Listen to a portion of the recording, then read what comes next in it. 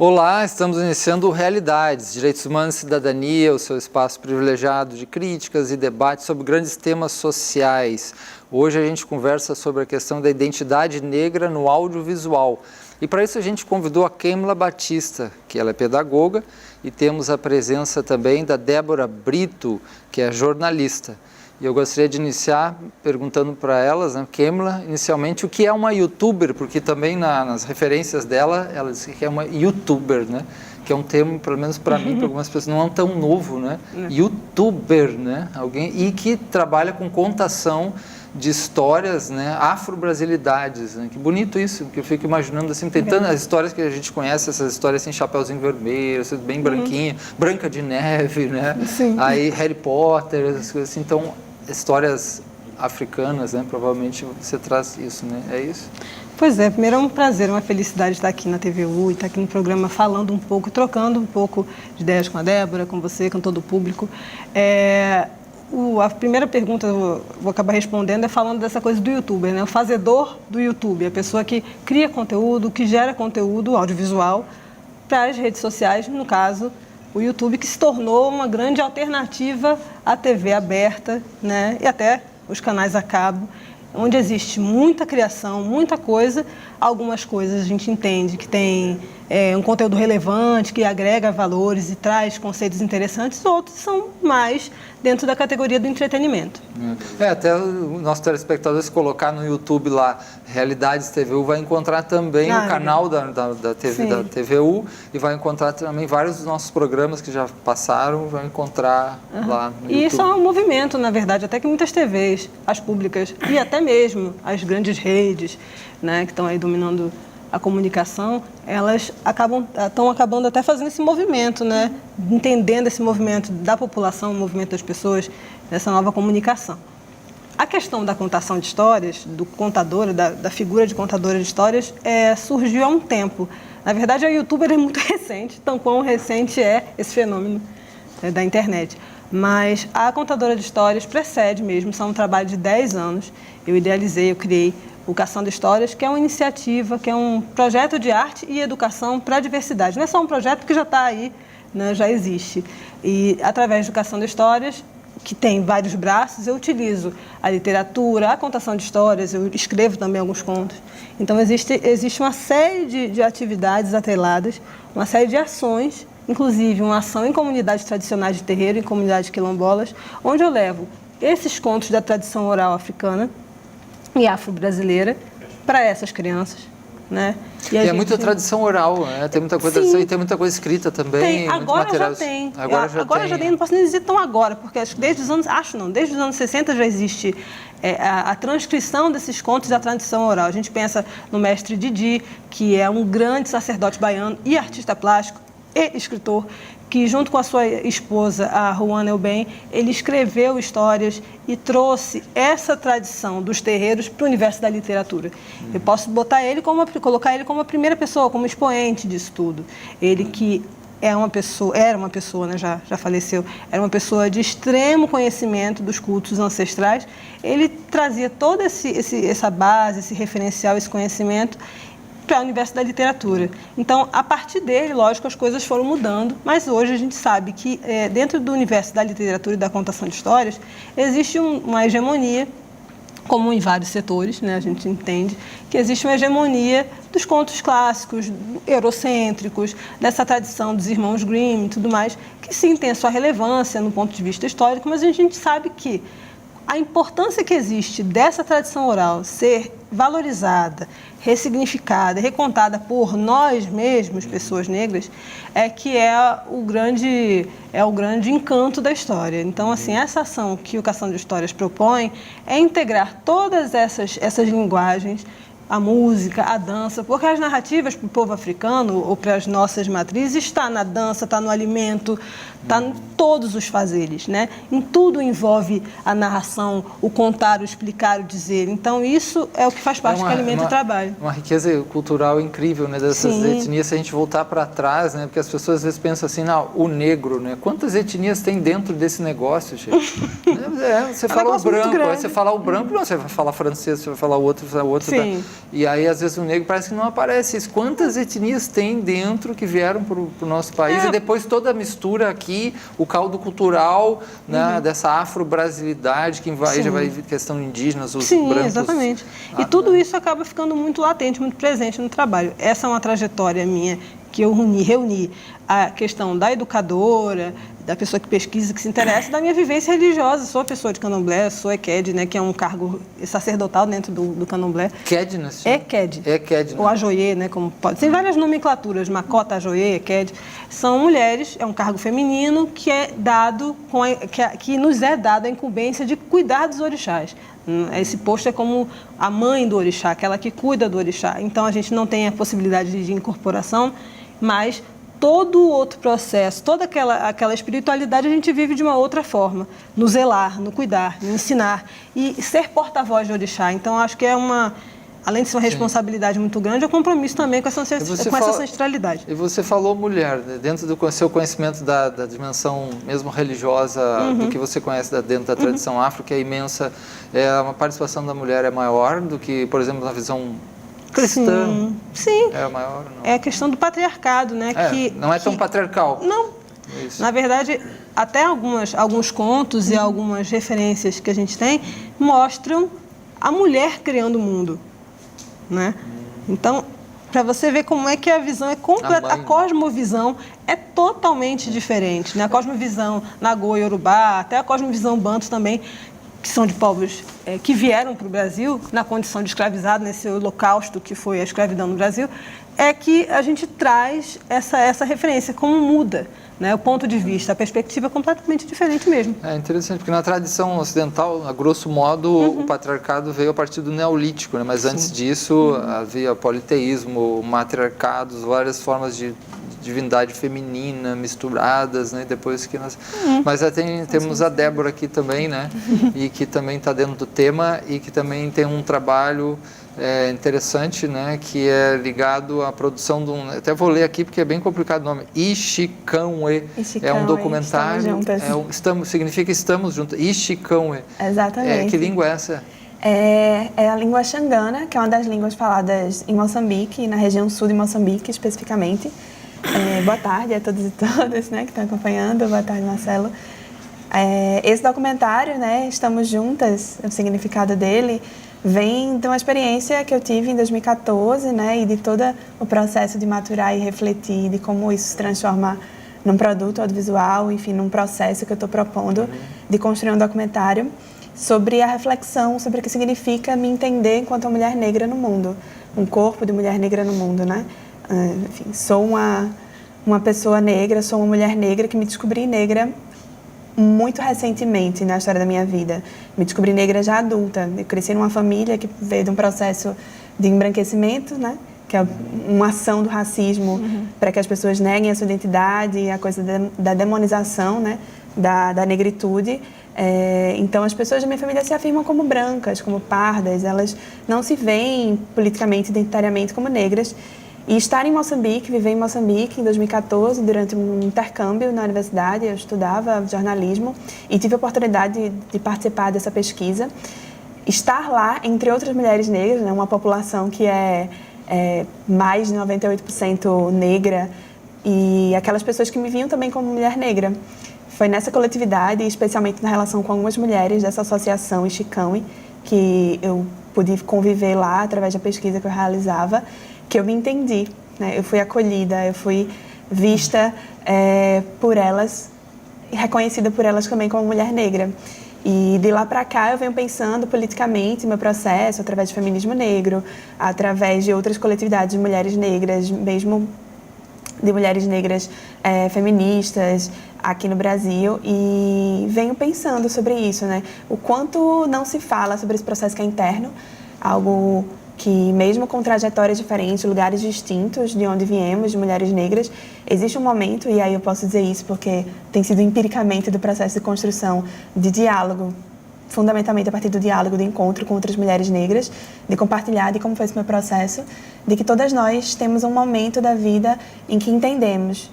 E mais do que entender, a gente sente o que é que significa ser eu falo o corpo de uma mulher negra no mundo.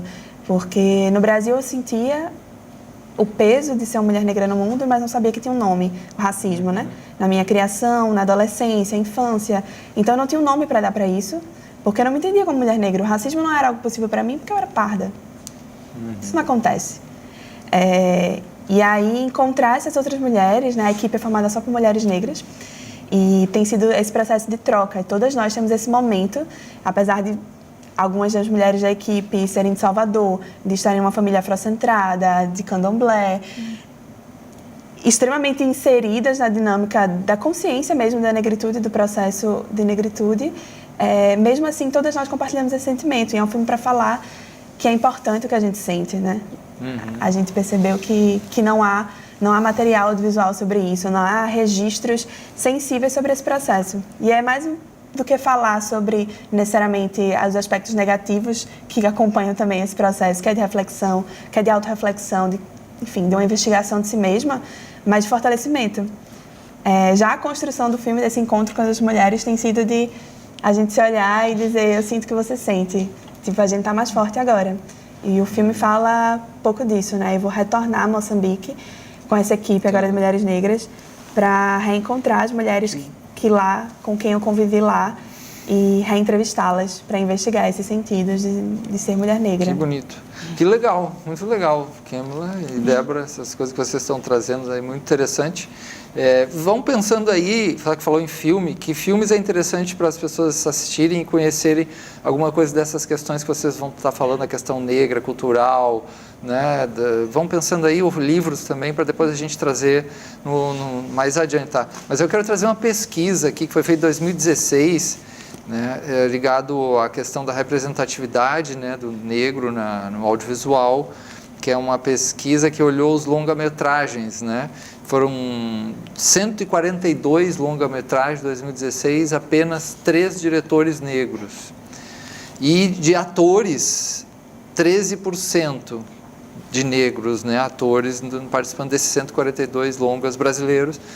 E a população negra ou com aspectos da etnia, né? No Brasil é mais da metade ou metade, não sei exatamente, né? Pelo menos mais ou menos metade, então não está bem aí, então está um pouco longe. E orientais, 4 atores orientais, os orientais não estão com, né?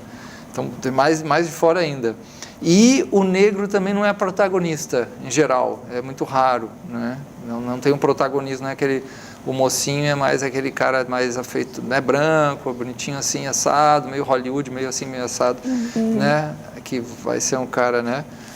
Então, e aí diz alguma coisa sobre isso? E dessa pesquisa, só, desculpa, um fato importantíssimo é que zero mulheres negras dirigiram ou roteirizaram nenhuma mulher negra dirigiu desses 142. Então é isso, né? Você vê objetivamente aquela... Né, onde estão os homens brancos, as mulheres brancas, os homens negros e as mulheres negras também na produção de narrativas. E aí tem várias coisas também, né? Porque, por exemplo, assim, em geral, que a pessoa, por exemplo, hoje tem curso de cinema, né? Então, quantos alunos negros entram para o curso de cinema, quantos entram na universidade? Agora a gente tem as cotas, né? Que é a coisa, depois eu quero que vocês falem, se der tempo, um pouquinho, porque são uma coisa bem importante, as cotas étnicas, raciais, né? Mas vamos lá. O que eu percebo disso, e até pegando um gancho no que você falou, é a questão de que esse cenário do audiovisual é um cenário, um retrato evidente e óbvio do que é o Brasil, né? Isso não dá para se descolar, não dá para se dissociar. A gente acaba vivendo uma reprodução e nós, ainda por cima nós negros, não temos historicamente o mesmo acesso às mesmas possibilidades. Existe muito discurso da vitimização, mas a população negra, os militantes, não sei o quê, todo mundo se vitimiza muito. Mas isso é uma questão nítida e histórica e com dados e pesquisas e referências nítidas para quem quiser ver. Eu acho que a questão está na equiparação e na tentativa, através justamente que você também estava falando das cotas e das possibilidades de outros cursos, muita coisa tem sido feita, programas e projetos que atuam em comunidades em áreas de periferia, na favela, detesto essa comunidade, mas é na favela mesmo, onde está a massa da população, infelizmente ainda a massa da população afro-brasileira ainda está nas periferias, e é isso mesmo. E aí esses trabalhos que vão em loco e vão ali e começam a mostrar a linguagem do audiovisual para quem está ali, ou até mesmo em outros âmbitos também, em universidades, o acesso aumentou um pouco mais, até mesmo porque nos últimos anos o acesso da população negra ao universo acadêmico aumentou exponencialmente. Se eu comparar no tempo em que minha mãe entrou na universidade, que meu pai entrou na universidade, eu sou uma exceção de família, né? Eu não sei, você talvez também, que é a questão de que meus pais passaram pela vida acadêmica. E isso não era uma realidade. A minha avó não sabia ler. E meu pai entrou na universidade. E assim vai. Meu avô estudou até a 4ª série, a antiga 4ª série, e minha mãe entrou na universidade. Então, assim, tem um histórico aí de falta de acesso à comunicação, acessibilidade material também, porque fazer cinema é caro, produzir audiovisual é muito caro no Brasil. A gente tem uma defasagem de equipamentos, de uma série de outras coisas que a gente paga mais caro, é tudo muito mais caro para conseguir. Então, assim, quem é a maioria, que é visto como minoria e tem acesso diferenciado no sentido negativo ao poder aquisitivo, sofre muito mais para conseguir ter acesso e viabilizar suas produções, os seus sonhos, as suas ideias. E por isso aí tem muitas mais barreiras, né? A gente está vislumbrando isso agora e sentindo na realização de Chicão Estamos Juntas. Mas eu queria complementar uma ideia, porque que você fala, né, o acesso. Obviamente, a gente tem um aumento da presença de pessoas negras, inclusive tem um curso de cinema aqui em Pernambuco, na Universidade Federal de Pernambuco, que tem mudado, inclusive, a cara, né? Recentemente, a gente teve 2 projetos coletivos de produções de estudantes de cinema que estavam também buscando captar recursos para viabilizar as produções, assim, projetos que pensavam também a condição de ser negro, a condição de negritude, de juventude. Então, tem uma série de pessoas fazendo várias coisas, mas um dos desafios também que é colocado, né, para a possibilidade da gente acessar esses espaços sempre também é o discurso da meritocracia, né? Que é, mas aquela pessoa negra, ela batalhou muito e ela conseguiu chegar lá, então busque seguir o exemplo dela e ralar muito, ter acesso, né? Esse processo que às vezes é individual de uma pessoa que desponta. E a gente questiona, tipo, a possibilidade de acesso mesmo, né? Quantas pessoas negras, quantas participações em filme a gente tem para se qualificar. E esse tema aí a gente vai continuar, né? Porque é bem importante, assim, só que a gente tem que fazer agora um pequeno intervalo e voltamos logo em seguida com essa questão.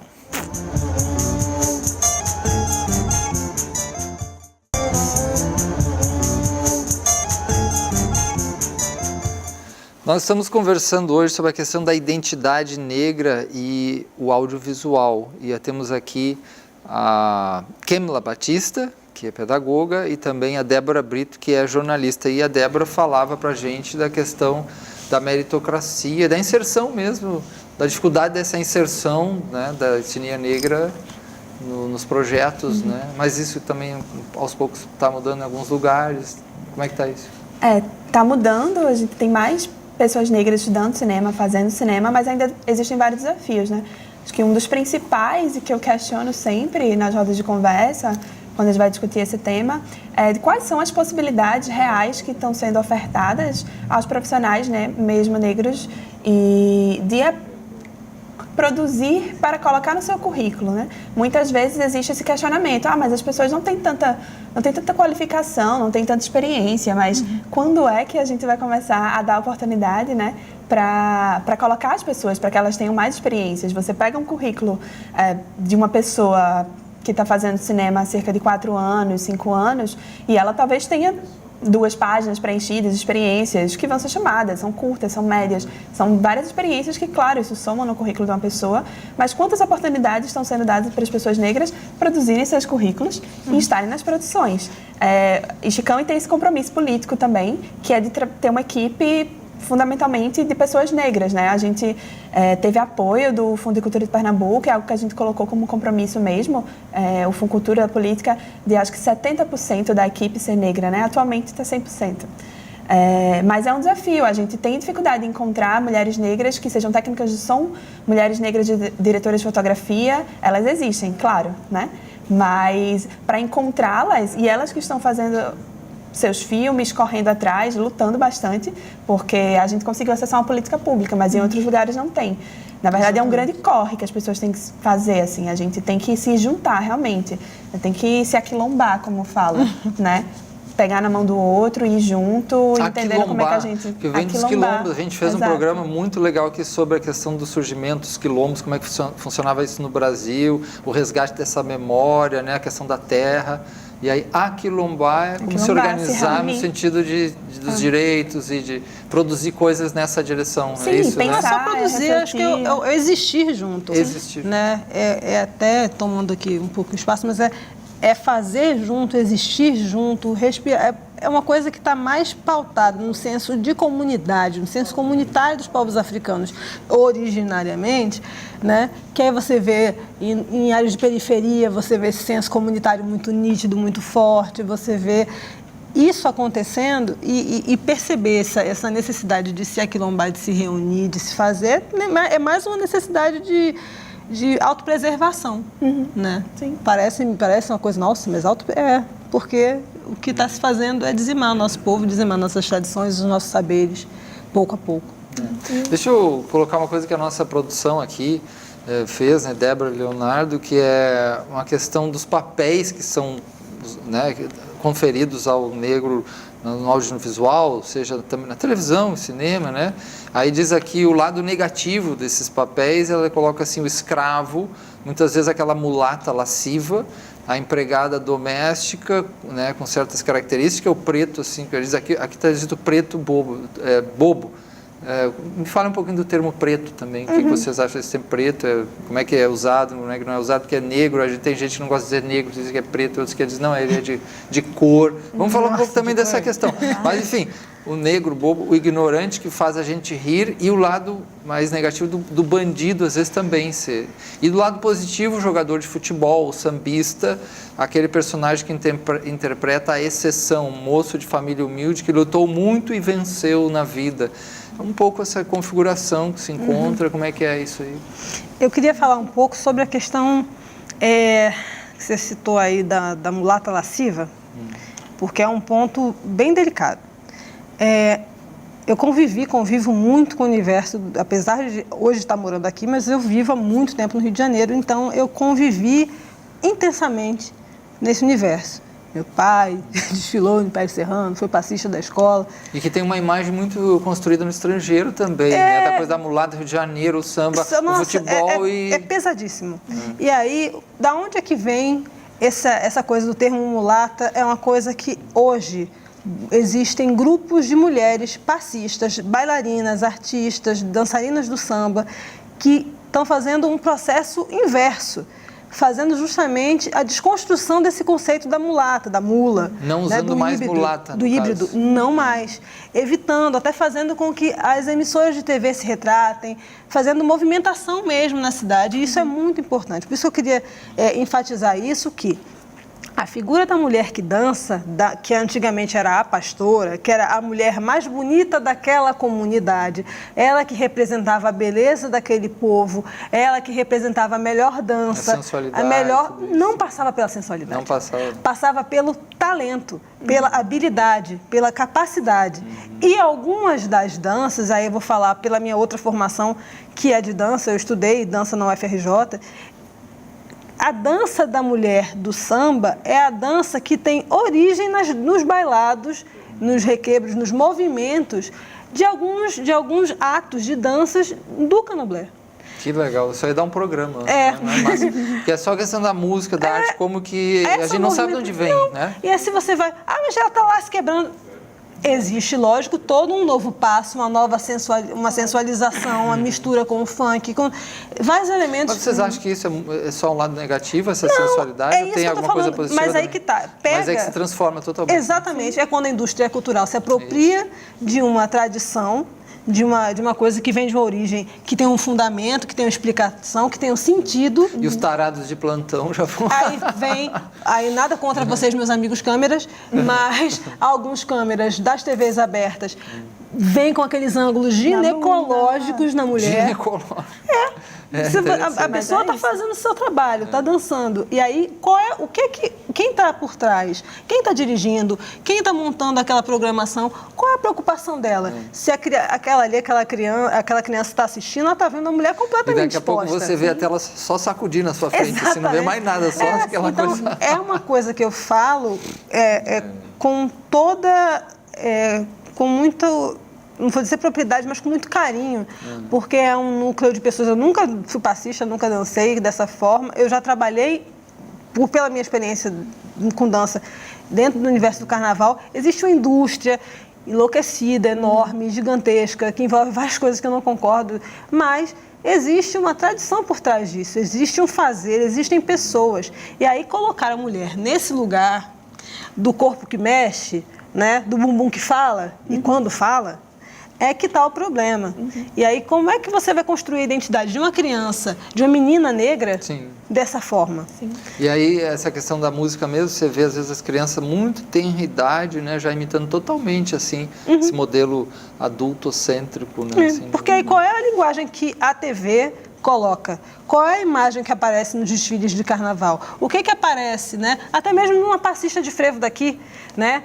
Que está lá dançando, está fazendo o seu trabalho, está fazendo, e aí vem aquele ângulo naquela posição que não é a mais ginecológica. É a ginecológica, como eu falo. Então, isso é um exemplo que eu queria trazer em torno disso. E um dos principais problemas, assim, que eu vejo dessa questão é você reduzir a uma única possibilidade de leitura daquilo, né? O problema não é o modo como as passistas dançam, né? A gente precisa primeiro saber, né? Porque existe o apagamento da história da produção intelectual cultural negra. Isso existe, né? A apropriação e o apagamento mesmo, de não se falar sobre isso.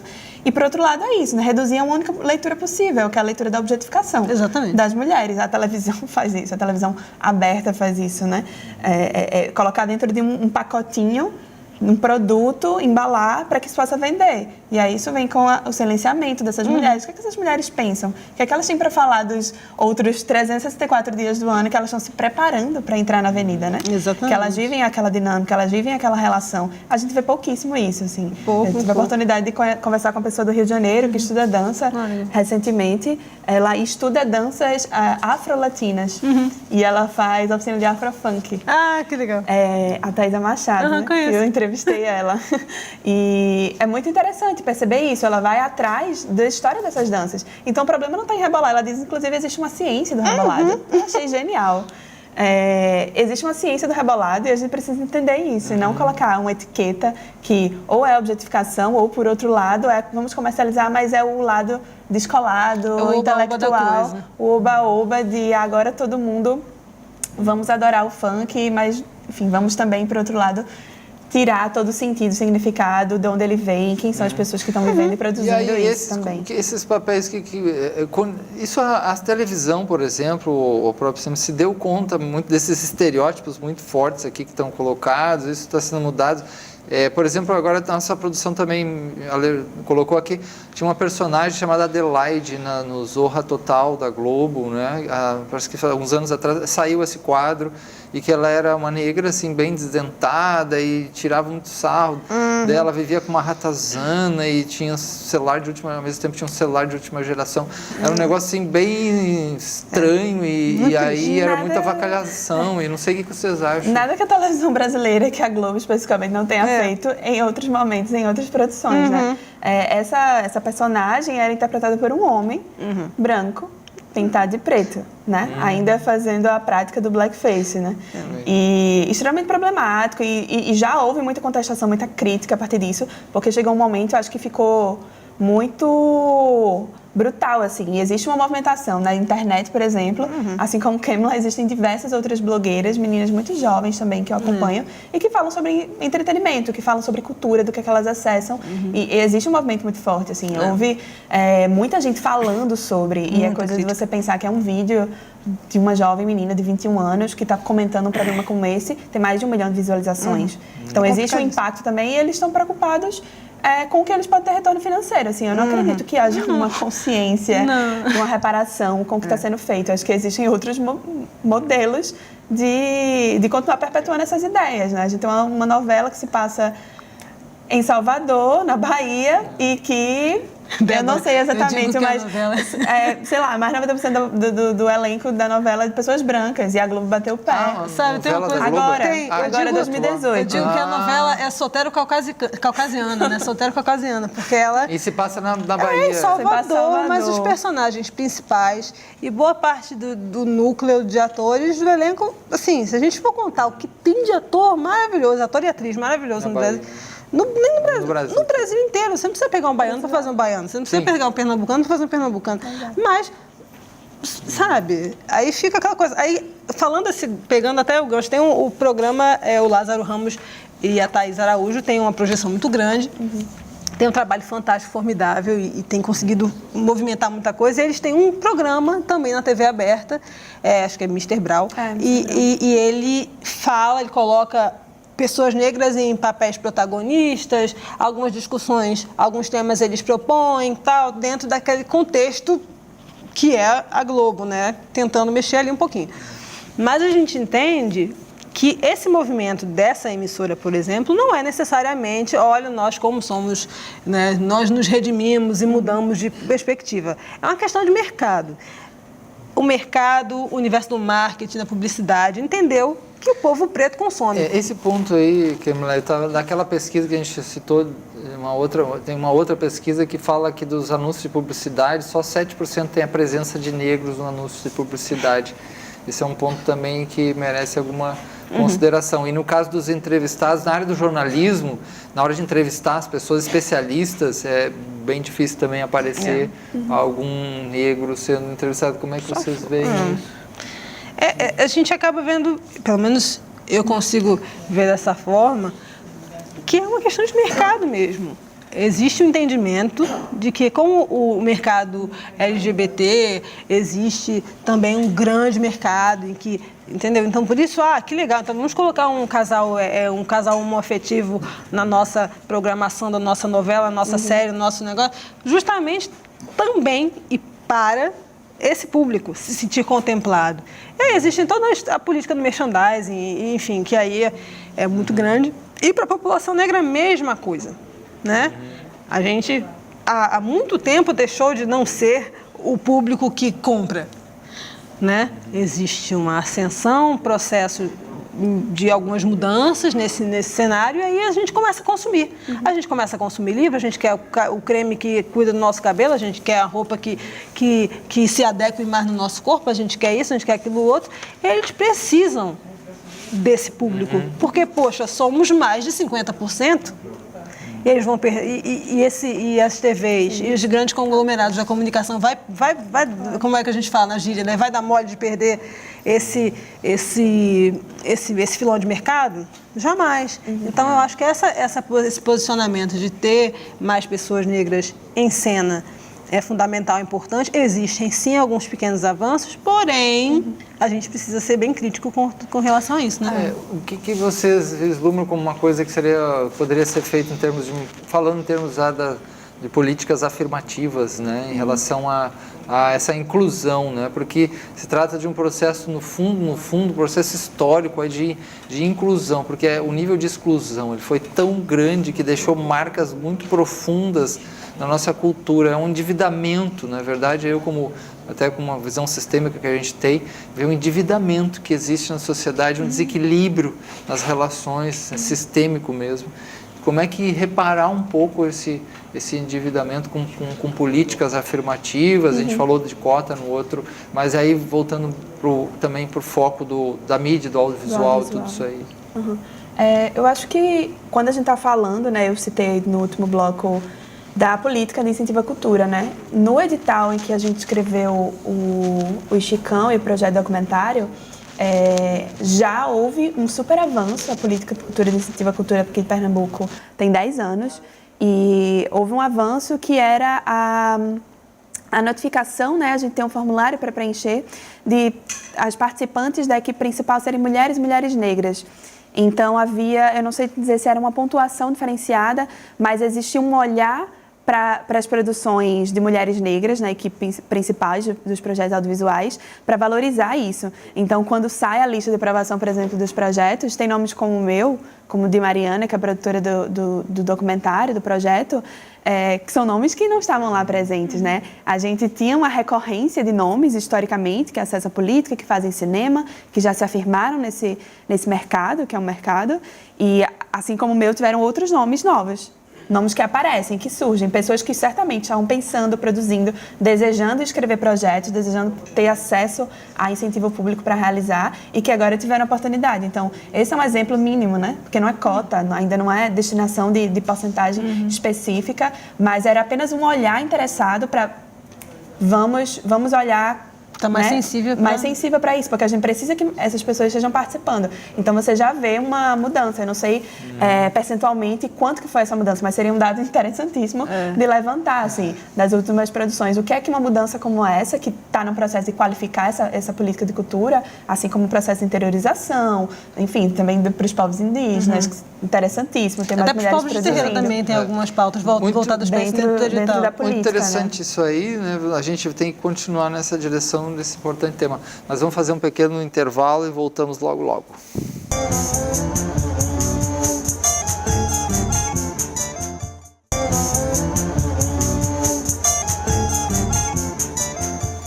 Nós estamos conversando hoje sobre a questão da identidade do negro no audiovisual, né? E a gente terminou outro bloco falando sobre políticas e ações afirmativas no sentido de uma inclusão, né? De sanar um pouco dessa dívida assim, histórica, imensa, cultural, que existe em relação a essas camadas imensas da população, mais da metade da população brasileira, né, dentro dessas etnias. Então, Débora, né, falava sobre isso. O que você ia trazer mais para nós? Exato. Acho que um outro aspecto para a gente pensar, né, quais são as soluções possíveis para ter mais pessoas produzindo, inclusive, e para solucionar também a coisa que você trouxe dos estereótipos, né, da representação sempre negativa ou estereotipada naquela posição de, enfim, que a gente já reconhece, né, que você falou no último bloco, mas que é ter mais pessoas negras produzindo suas próprias narrativas, fazendo filmes para contar suas histórias, fazendo filmes para compartilhar também as suas experiências de sociabilidade, de construção de identidade.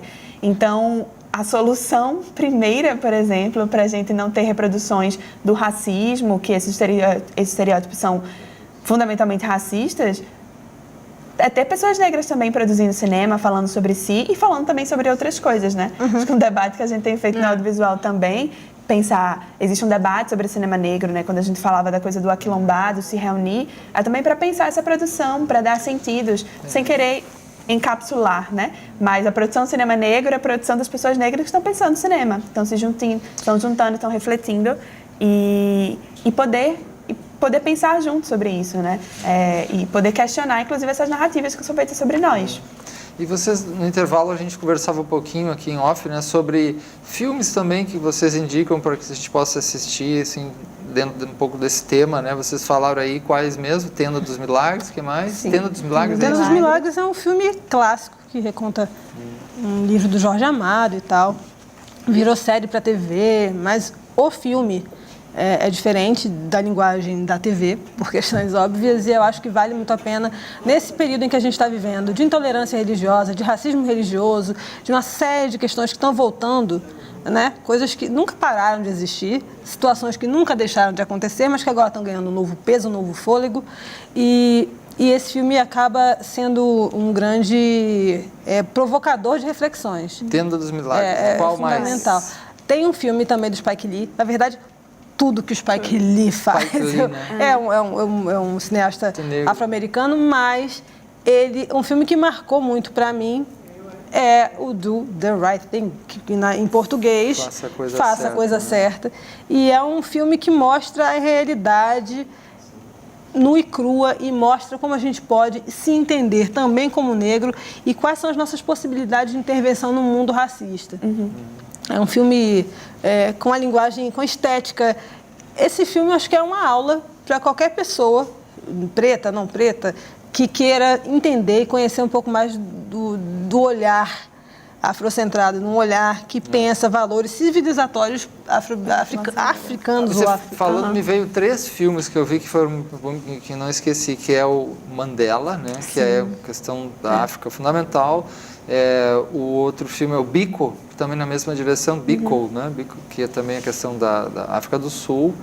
E Malcolm X, né?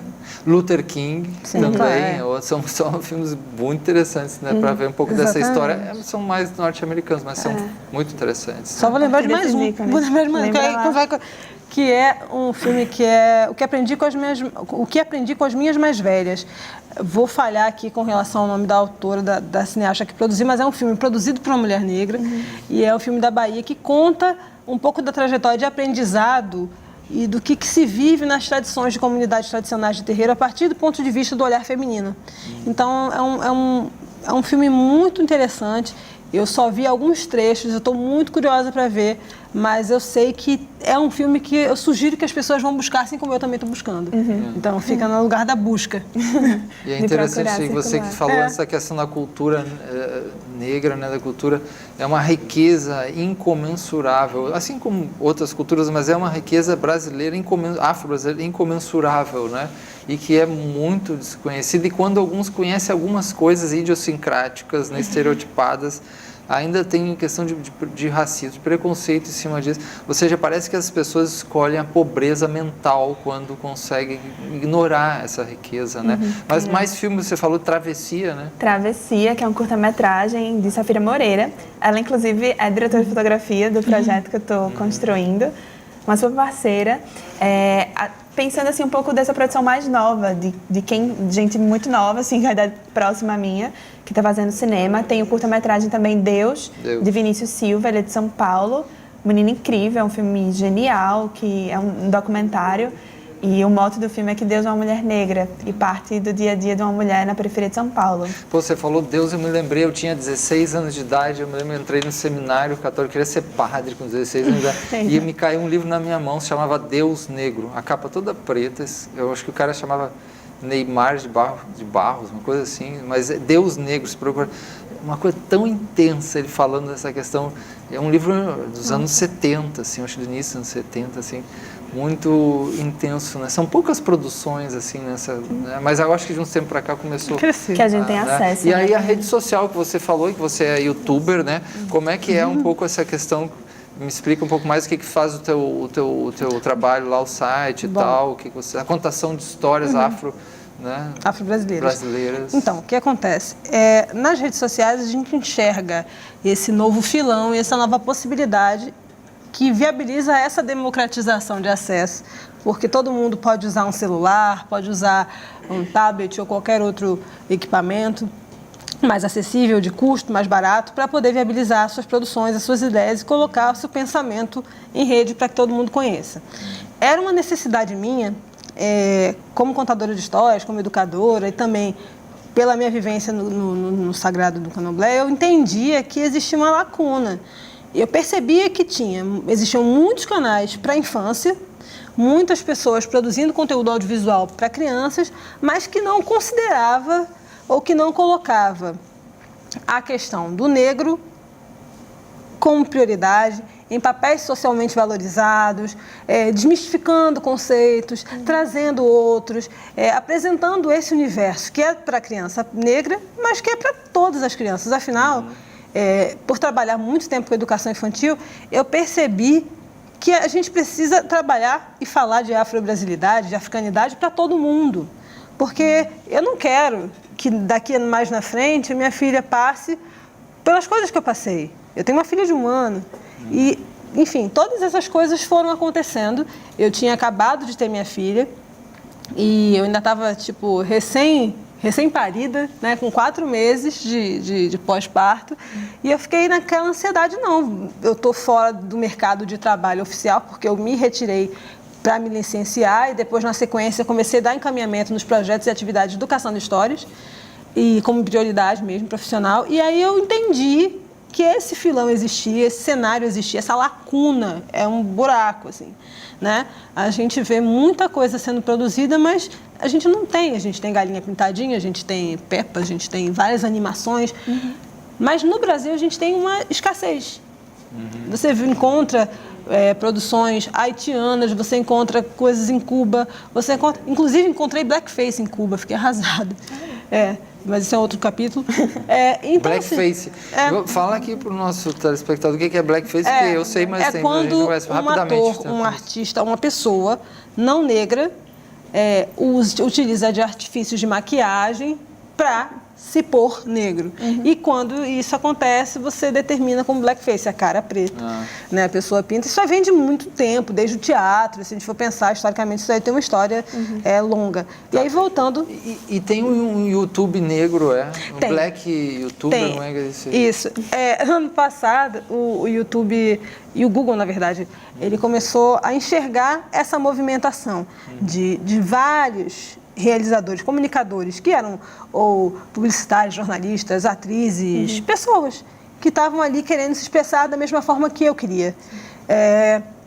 Essas pessoas conseguiram chegar... Tem um público de seguidores imenso, né? Milhões, ainda não é o meu caso, mas eram milhões de seguidores, e isso chamou a atenção do Google e chamou a atenção especial, obviamente, dessa questão dentro do YouTube. E aí foi criado esse projeto, o YouTube Negro, que premiou até uma pessoa daqui do Brasil, menina lá de São Paulo, e Afros e Afins é o nome do canal dela, e aí começou a haver uma preocupação e uma atenção maior de criar nesses espaços de collab, de cocriação do YouTube, viabilizar cursos, material, equipamento, instrumentalizar esse pessoal, esses realizadores negros e negras que estavam fazendo, estão, né, porque somos nós estamos fazendo muita coisa, criando muito conteúdo e mexendo, né, cutucando devagarinho ali nas estruturas, né, e começando a despertar uma atenção. Então, isso uma coisa interessante que chama a atenção, que coloca essa produção audiovisual dentro de um outro patamar. Não que é mais do que a de outros, mas sim de que ela está chamando a atenção e de que ela consegue efetivamente ser potente. Que eu acho que essa uma grande questão. No canal, eu procuro sempre trazer... Eu tenho alguns quadros, né? Por exemplo, eu tenho um quadro que Eu Li na Eni. A Eni é a esteira de palha que nós, nas tradições afro-brasileiras religiosas, né, a gente usa como a cama para o repouso, nos processos iniciáticos. E aquele material que é tão simples, é extremamente valioso e sagrado. É ali que a gente vive processos de introspecção, de autoconhecimento. E aí, o Eu Li na Eni é justamente um quadro onde eu apresento, sentada em cima de uma Eni, o cenário dessa produção literária afro-brasileira para crianças. Então, eu faço dicas de livro, sugestões mesmo. É uma resenha lúdica e crítica sobre essa produção literária para as crianças. Tem um quadro também, que é o Língua de Brincar, onde eu falo um pouco dessas afro-brasilidades na forma de falar, como as diversas línguas das etnias africanas estão presentes no nosso modo de falar. Como é que é o nome mesmo do canal? Caçando Histórias. É o mesmo nome do meu projeto. Caçando Histórias. Histórias sem H, com E. Cacando Histórias com E. E aí a gente está nessa caminhada, produzindo. E agora o novo passo do canal é justamente fazer a contação das histórias. É o processo que eu faço nas comunidades de terreiro, nos espaços culturais, nas escolas. Aí entra no canal e está sendo contada a história. Isso. Puxa, que massa, hein? Que legal. A gente está começando a investir nesse universo. Débora, você falou de um documentário filme Deus, né? Aí eu falei de Deus Negro, que é um livro incrível, não foi um livro incrível, uma época super potente, assim, nessa coisa, porque ele começa a pensar, assim, e a questão do cinema, aí, como é que é a representação de Deus, né? Quando Deus aparece, aquela coisa mais... É o homem, claro, é branco, né? Aí me lembrei até do Alta Compadecida, quando aparece a Nossa Senhora, vem o Jesus, aí ele é negro, assim, né? Aí começam os dois a conversar e tal, e ele com aquela amorosidade. Muito interessante, por que não pode aparecer amarelo, vermelho, branco, né? Preto, né? Tem que ser sempre aquela coisa barbuda, né? Então parece que aí ganha Deus fica o dono, né, se apossam de Deus em certas culturas, né? Então a nossa cultura mais branquiçada se apossou de Deus, botou uma cor nele, botou ele homem. Né? Tem uma coisa que você está falando da questão da imagem, né, do que é esse referencial estético mesmo. Uma pessoa que acho que vale a pena a gente enfatizar aqui é o Zósimo Bubu. Ele foi um grande ator e foi um grandiosíssimo realizador do cinema negro. Ele que é a base na verdade, para a gente estar aqui falando qualquer coisa, é um homem negro que tem uma trajetória incrível, já é falecido, mas que deixa um legado e que precisa, em qualquer lugar, eu acho que aonde a gente está, onde a gente chega, é importante trazer essa figura, porque ele incutiu, ele trouxe atores negros, as produções eram com atores negros o tempo todo, então é uma referência que eu acho que que me veio aqui diante desse cenário que a gente está falando, que é preciso também reforçar, que é muito fundamental. Eu acho só que uma coisa super importante, quando falar, né, de internet e tudo mais, você perguntava do cinema, né? Acho que essa coisa da potência, né? De por que fazer cinema, por que fazer YouTube, vídeo para a internet, né? Mas que existe um crescimento, né? Tem pesquisas que apontam, por exemplo, que a nossa geração e a minha, que, enfim, ainda sou jovem, mas nem dialogo tanto assim com o YouTube de acessar, mas que a televisão, por exemplo, vai ser uma coisa extremamente defasada para as crianças já de agora, que estão, enfim, até seus 9 anos, mas que o modo de acesso ao YouTube, né, acesso a conteúdo, informação, educação mesmo, é uma outra relação. As crianças hoje em dia já pegam, né, acessam filmes mesmo diretamente. E aí você pensa que tem plataformas, por exemplo, de streaming, tipo Netflix, mas existe uma experiência já no Brasil que é o Afroflix, que é uma plataforma de streaming, de disponibilização de filmes. Streaming? Streaming é a transmissão pela internet, ao vivo ou não, de Eu ainda não fui cooptado totalmente por esse negócio pela internet. Do inglês da internet. Eu ainda pois vou não tem um termo em português para streaming, estou aqui fazendo a interpretação. Mas que é essa plataforma online, que é gratuita, que a pessoa pode entrar lá e tem um catálogo de filmes de realizadores negros e negras. Então, se eu tenho dificuldade a acessar um filme de Zosmo, por exemplo, que há uns anos, eu sou do tempo lá dos chats e tudo mais, de acessar o making of. Alguém talvez lembre. Tem que ter uma senha, tem que ser convidado por alguém de dentro, era aquele espaço para cinéfilos. Né? E você perder sua senha, pelo amor de Deus, era um sacrifício retomar. Mas você tem agora essas plataformas abertas, voltadas para concentrar e para facilitar o acesso realmente, né? Às vezes a gente produz tanta coisa, tem várias coisas sendo feitas, vários filmes, e você tem dificuldade de circular. Né? Eu vou fazer um filme e depois o que é que eu faço com isso? Claro que eu estou pensando desde agora. E para fazer o filme, vocês lançaram um crowdfunding, né? Em português, financiamento coletivo, vaquinha. A nossa vaquinha, que é você entra lá, no qual desse... São mais de um site, né? É um site só, né? O crowdfunding é um site? Crowdfunding é a modalidade de apoio coletivo, né? Financiamento coletivo. Financiamento coletivo, fundo coletivo. No Brasil tem alguns sites, o nosso site está no Benfeitoria, né, para acessar. Benfeitoria, www.benfeitoria.com/estamos juntas. A pessoa pode ajudar, né? Jogar no Google, quiser apoiar a realização. Porque aparece o seu nome no final, de algumas pessoas têm isso, ganham um agradecimentos, né? do agradecimento. É uma modalidade de inserir as pessoas, né, por acreditarem que esse projeto é importante acontecer. Então a gente pede apoio. Se você acha importante essa causa, se você acha importante, se você pode colaborar, as doações começam a partir de muito pouco, né, a partir de R$15, e aí vão crescendo a partir da sua disponibilidade. É um sentido legal, de você vê o filme, chega lá, passa do final, lá tá o seu nome no filme, uma coisa nos créditos, né? E vai ser várias cartelas de crédito, várias pessoas do Brasil apoiando. A gente tá nas redes sociais também, aí tem uma pessoa do Rio de Janeiro que viu no comecinho da campanha e disse, que legal, quero ajudar vocês, vou contar para os meus amigos, sabe? Nesse último minuto, Kemlan, diga para nós o que você sonha um pouco mais nesse ponto aí no audiovisual, um pequeno sonho, um grande sonho. Mais uma vez agradecer pelo espaço, também deixar alguns recados rapidamente.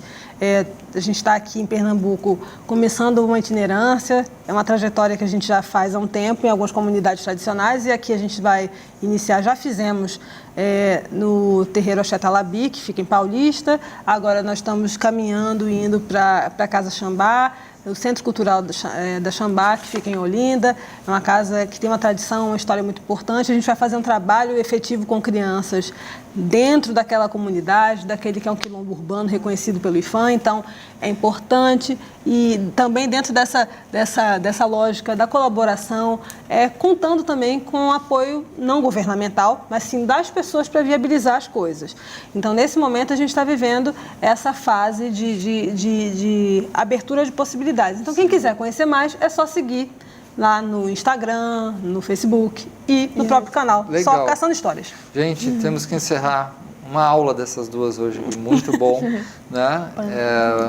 agradecer muito, né, aqui a presença da Kemla Batista, que é pedagoga, né, tem o canal no YouTube, muito legal, e também a Débora Brito, que é jornalista e está fazendo filmes e tal, né? Obrigado a todos e até a próxima. Estamos juntos.